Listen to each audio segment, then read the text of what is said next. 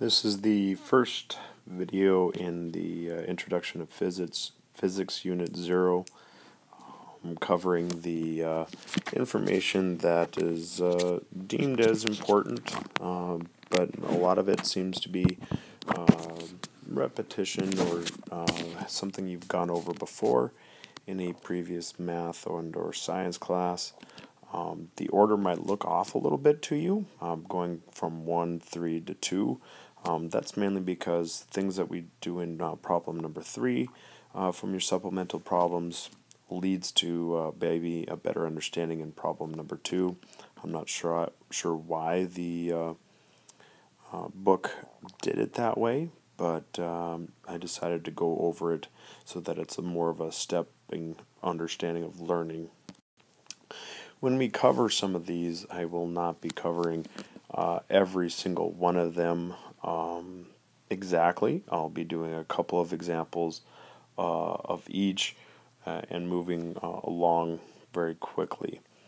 The first one here, we're converting to scientific notation. That is the times 10 to the exponential factor there.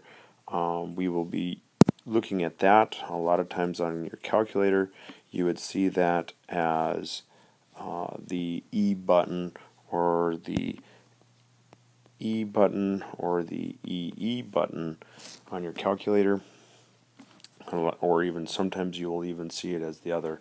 It is important when you put it into your calculator that you put it in correctly, and so make sure you have that done, otherwise you're going to have some major issues when it comes to doing these problems and maybe even checking your work. For part A, it seems pretty straightforward, where we're asked to put that into scientific notation. Positive numbers are, positive exponential numbers are big. I usually, when I taught 9th grade physical science, it was always taught of a lot of money is sometimes seen as a positive thing, so therefore big numbers have positive exponents. So we look at where maybe the decimal place might be, but there actually isn't one, and that would be the fact that there might be a decimal place right there, even though there isn't one there. And what we do with that is that we move the decimal place 3 places to the left and then rewrite our number as 4.501 meters. Actually, that would probably be best to say it's 4.501 times 10 to the third meters. I apologize for that little mistake there.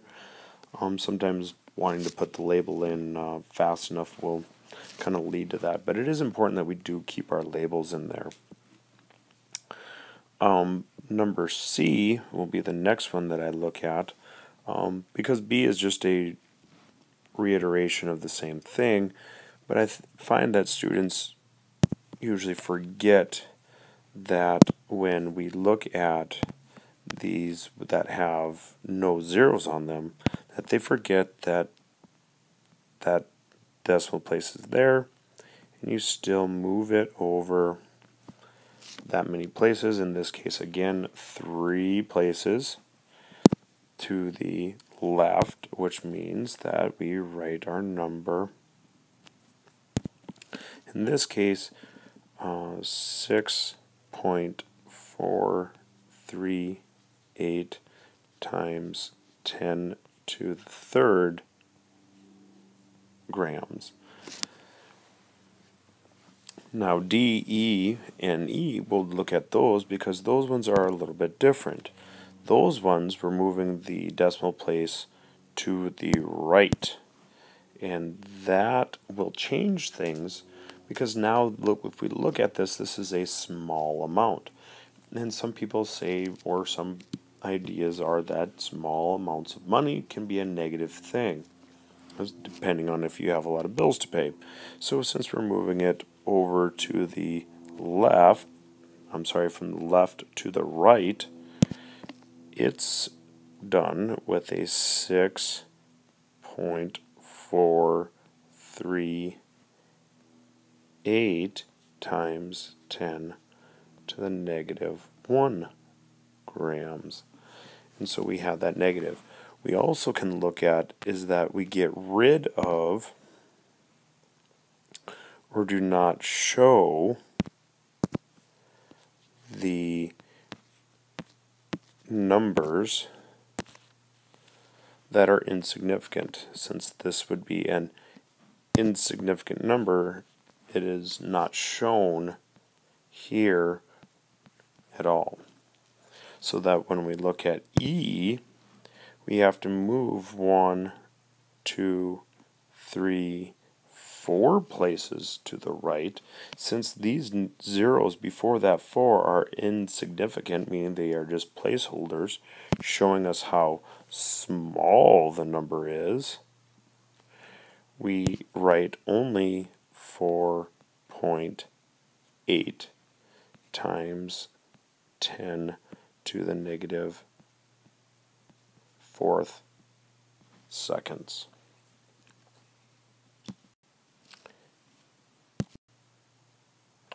Now we're looking at the conversion factors, and this is why we're looking at it a little bit differently. When we're going from one conversion factor to another, all we're looking at is just setting the conversion factor up. A lot of times with this, you're going to ask that question of how many milliliters are there in this many liters, or how many liters are there in a milliliter, and so on and so forth. And so we're setting up those conversion factors, and when we set those up, we set them up as a ratio. A lot of times that will mean that you will say, well, it will mean milliliters to liters. Well, if you're going to convert to something, that will entail that you need to put it on the bottom, because you're going to algebraically need to get rid of what you want. Now that means that what you want to have in the end is liters. Well, you always put, if you're bigger, faster, stronger, as I've always said in my classes, that means you're number 1, and therefore you would get a number 1. And then you can say, well, then how many milliliters are there in 1 liter? And that is 1,000. And so that you've set up that conversion factor. We can do the same thing by doing B, by looking at, I want to go to grams, not grandma's house, but just grams, as some of us might call our grandmother grams, and get rid of kilograms. Well, if you're the bigger thing gets a number 1, and kilo is big, which is weird because usually the prefixes somewhat indicate their size. A lot of the larger prefixes for like mega and giga are capital letters, indicating that they're bigger than the base unit, whereas a lot of lowercase letters such as pico and micro and milli are small or lowercase letters. Kilo is the one exception, so we do have to be careful with that. And we can see that it's 1,000 grams into 1 kilogram. Notice that they are different, but you're going from you're going from a small to a big, meaning you're going to get a smaller number. Your number needs to be accounted for that change. In the other one, you're going from a large label to a smaller label, therefore your number should get big. So one would even say that your labeled to numbers are inversely proportional, meaning when one goes up, the other one must go down. And such is the case when we look at C, when we're going from nanometers to just meters. Now a meter is big, and a nano is much smaller. And then we would account for that, and we'll use some scientific notation here, times 10 to the ninth for that. And now that's a really big number on the bottom, meaning that the number that we would find if we did some math would be extremely small. So we're going from something very small to something very big, and so our number has to account for that. In D, you're going from micro. Everyone kind of writes their micros just a little bit different. Sometimes it's looks very U-ish, very or wherever. So it's kind of sometimes difficult to see where some people how they write them. It's a getting used to type thing. Again, we have grams being our bigger and micro being 1 million in that. Now in E, they've been quite nice in that we don't have to worry about the time factor in this one, but in a way we do. It's there that we have to worry about it, and we have to be careful when we set up our conversion factor that we don't have our distance on the bottom when we were to algebraically get rid of them. So that's why a lot of times it's best to set them up. Don't forget to square the seconds on the bottom, such as that. And when you're going to convert from one to the other, you need to only convert your distances, because that's the only thing that changes there. And so you will have your kilometers on the bottom, seconds squared, and then you would have your meters there. And so you would actually just be converting, now get rid of the seconds squared there, and you would only convert that. So when you algebraically manipulate this, you would see that those would get rid of. And so we would still put our numbers in, and we would have 1,000 meters in 1 kilometer. And so if you multiply it across the top and multiply it across the bottom, you would get the conversion that you want to get, and that is 1,000 meters per second squared in that way. So you have to be careful when you do that. Now, setting up those conversion factors leads us to this when we are actually, doing the conversion. And so we'll look at doing some of these conversions that we have here, in that we have we'll look at B and C because they're flip-flopping. So if you can get one, you can get the other. So we'll start with 5,000 meters and convert that into kilometers. By doing so, I still need to set up that conversion factor that I have, and that means I want to get rid of my meters, so I put that on the bottom, put the kilometers on the top. Now, kilometers is bigger. There is 1,000 meters in that kilometer. We cancel out algebraically the meters, leaving us by dividing 5,000 by 1,000. Now you can actually plug this into your calculator if you wish, or you can use what you know, hopefully, through math and get rid of the zeros. So zeros would cancel out, giving us an answer of 5 kilometers. Now, difference between that is in C, we're converting from 5,000 kilometers to meters. Now when that happens, we're going to be putting the kilometers on the bottom, or kilometers on the bottom, and the meters on top. Meaning now we are going to take our 5,000 and multiply it by 1,000. What that means now is we need to start adding zeros. Now that scientific notation that we started with, that becomes very helpful because now we can, when we multiply it, we can use that scientific notation to help us out and show that we have 5 times 10 to the 6th meters.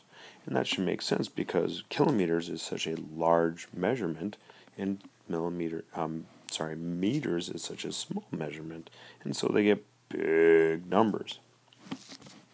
When we do that, we can do the same thing with, say, a problem like E, where you would have 1.5 milligrams, and I'm going to convert that into grams, and so I'll put my milligrams on the bottom because that's what I need to get rid of. Grams is bigger, milligrams is smaller. Now how much smaller? 1,000. Milli is 1,000. So we would cancel those out algebraically, and so now I divide 1.5 by 1,000. Or in some cases, some of us would look at it and say I need to move the decimal place 3 times to the left. 1, 2, 3. And when we look at that, we can say that I need to fill my basket with eggs, and eggs is zeros.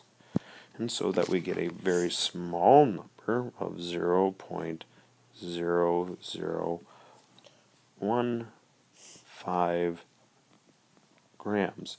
Now I can convert that back into scientific notation if I wish to, or I could have converted it at the beginning and knowing that I would have been dividing by 1,000, so I could have also have written the answer 1.5 times 10 to the negative third grams as a alternative way. And so any of these can also be written in a scientific notation fashion. In number 4, we're asked to calculate each of the following. Make sure that they're answered in scientific notation and to the correct number of significant digits, which means we need to pay attention to what arithmetic functions we're doing. So we'll pay attention to that as we go. Most of these are simple enough that one could put them in your calculator and hit enter, so I'm not going to go through the math step by step by step. Instead, I'm going to give you the full calculator readout. The first one would be 70.328. Now, if we remember from class, we would remember that we are adding here, so we use the least amount after the decimal place, which means that we would use round to there. And then we also need to write it in the proper number of significant digits. So we would write our answer as 7.03 times 10 to the first. And that should have meters. If I would have wrote it smaller, I think we would have gotten it a little bit better there. Or would have fit a little bit better maybe. Resize that there and make said adjustments. So we would have, just rewrite that as 7.03 times 10 to the first meters. Now the next one, you're looking at a division, which means you use the one with the least number total. Now when you look at that, it might look as one might be, oh, that must be 1,000. But look at the 1,000 is that there is no decimal place at the end of it. And therefore, the actual number is going to be just a tidge different in that we have to worry about that there's this number has 3 significant digits. This number here has 3 significant digits, where in 1,000 seconds it's just the one that is of significance to us. We would put this in our calculator and get a full calculator readout of 0.603, and this one would be different because it's kilometers per second, because the symbols don't cancel out, or the labels don't cancel out, and so therefore they stay in that per expression or that division. And we see there. Now we need to convert that into scientific notation only using the correct number of significant digits, and in this case the only significant digit that we have will be that 6. So when we look at writing the actual answer, we'll see that it is just going to be 6 times 10 to the first kilometer per second. Now the next one we are multiplying, and so again we use the one with the least number total. It might look, and we look at this here, is these numbers may or may not be significant, but they are significant. They do show that a placement was done. All of these zeros, both the 0 after the end of the 3 and the 0 after the 2, are both significant. So we would need to put them in our calculator and multiply them. I always like the multiplying because of the mole, although these are not multiplications. Now when we come up with that, our full calculator readout is going to read something definitely much less significant and only read out 81.2. But we know we should have a total of 4 significant digits, and therefore you can add the 0 on there to show that significance. We then need to convert that into scientific notation, and to write that out in our final answer, we will be moving over just one spot there. That actually in the previous one, just a reminder, that should be a negative. My bad. And so our answer on this one would be 80 or 8.120 times 10 to the first, and because we're multiplying, it's meters times meters, or you can add those and say meters 1 would give you meters squared. Now in the last problem, you are adding, and so that would be a little bit different because you can see that you're adding some exponents, and so you have to be careful on how you do that. Now thinking back to your math days, you need to convert one of them to the same scientific notation so that you can add them together, because that's what it was. If you just blindly add these two together, you're going to get 7.5, but notice our scientific notations don't add up. It'd be the equivalent of trying to add two fractions that don't have a common denominator. So you have to change one of them to match the other. So we would need to convert one of these into the other scientific notation. And so we will do that by taking, I'm going to take the 2.0 times 10 to the negative third and convert that into the -1. And so by moving it 2 places. And so we'll see that it's actually a very small number.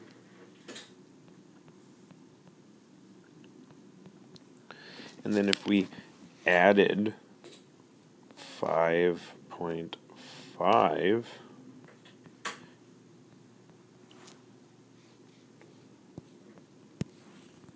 we can see that 2 times 10 to the -1. Now, because we're adding, we use the one with the least number after the decimal place. And in this case, that would be in both cases, actually. It is just 1, is that this is the only significant digit, and this is the only significant digit after the decimal place. And so we can just convert that into 5.5 times 10 to the -1 millimeters in that case for number D.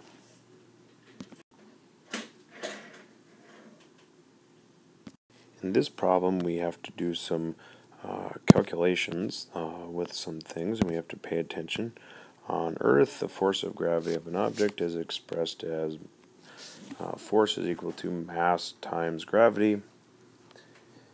And we are asked to say that gravitational constant is 9.8 meters per second squared.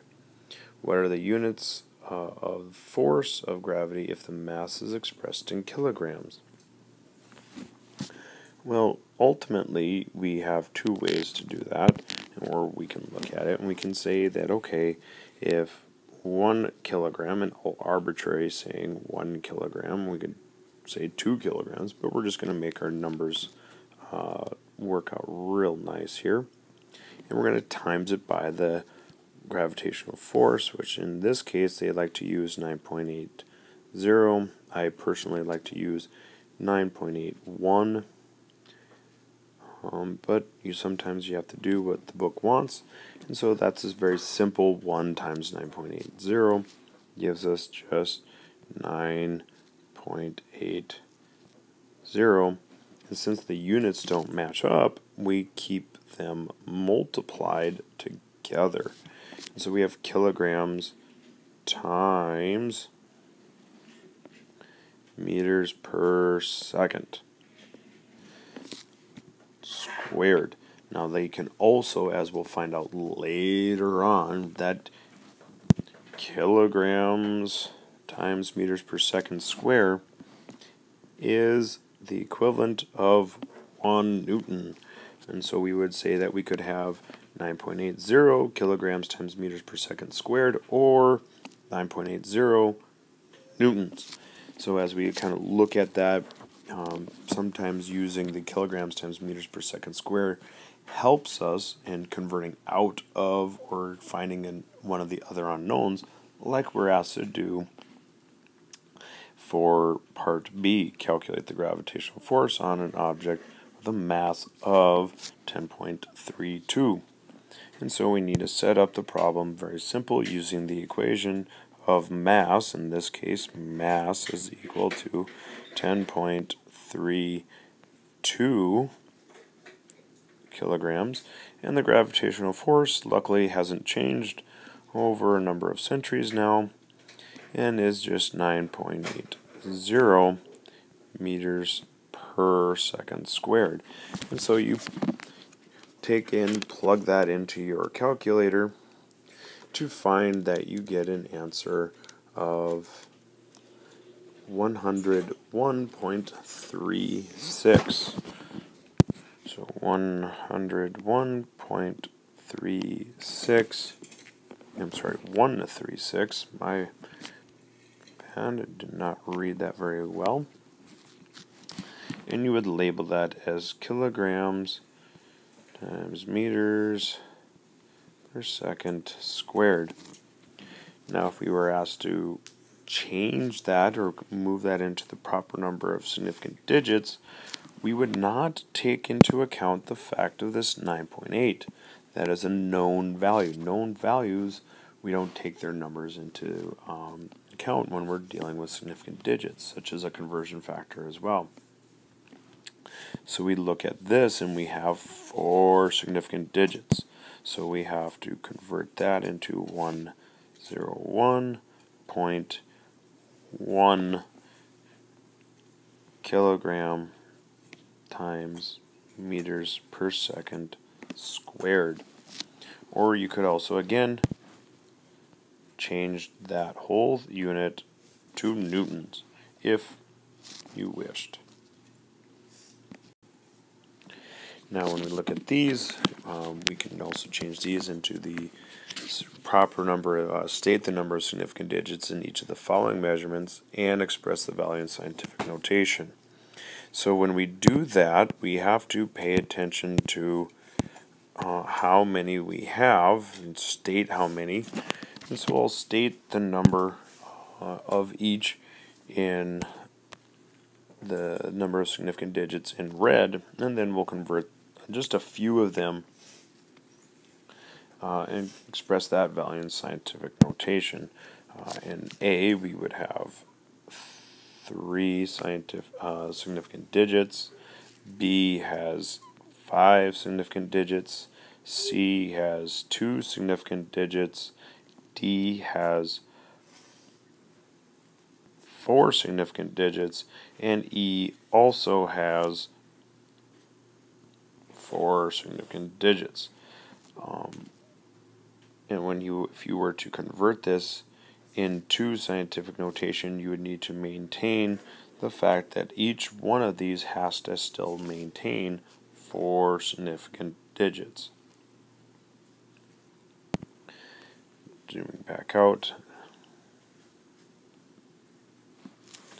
So when we look at expressing them into scientific notation, again, the A, we would have to go 9.03. We have to report that 0.3 because it is significant.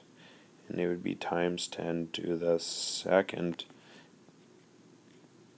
kilograms. B, we would still need to show all of those zeros because they are significant. They made the measurement that well that it should still be reported, and so therefore we would have times 10 to the second meters. The zeros after that decimal place show that it's a very significant, very well measured value. And then when we're converting the small one, we have a 3.0 times 10 to, in this case, would be negative third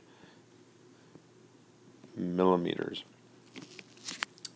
And so we have, again, that 0 after the 3 is significant. That's why we show it here as we do. And these zeros here are significant, and that's why we show them here as well. That would conclude this first video of the introduction to physics. And again, a lot of this seems to be just computations that we will be using throughout the rest of this year. Thank you.